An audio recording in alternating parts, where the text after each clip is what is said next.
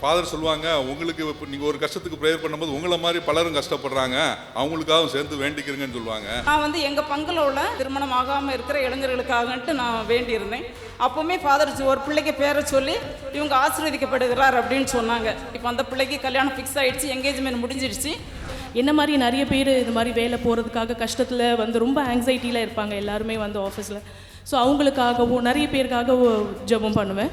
கடவுள் என்ன பண்ணாரு, இன்னும் அதிக ரோல், பெரிய ரோலாக கொடுத்து எனக்கு வேலையை. நம்ம இங்கே ஒரு விஷயத்தை போதிக்கிறோம், சாட்சியங்கள் வழியாக ஆண்டவர் உறுதி பண்ணிக்கிட்டே இருக்கிறார். பிறருக்காக ஜெபியுங்கள், உங்களுடைய வீட்டில் விசேஷங்கள் நடக்கும். பிறருக்காக ஜெபியுங்கள், உங்களுடைய தேவைகள் நடக்கும். நம்ம திரும்ப திரும்ப சொல்கிற விஷயம், கிறிஸ்துவ ஜெபம் என்பது எனக்காக ஜெபிப்பதல்ல, பிறருக்காக ஜெபிப்பது. அந்த ஜெபம் நீங்கள் ஜெபிக்கும் பொழுது உங்கள் வீட்டு தேவையை ஆண்டவர் பார்த்துப்பார். ஏன்னா அது ஆண்டவருடைய வீடாக மாறுது, ஆண்டவருடைய ஆறுதலின் வீடாக மாறுது, பெத்தானியாவாக மாறுது, லாசருடைய இல்லம் போல மாறுது.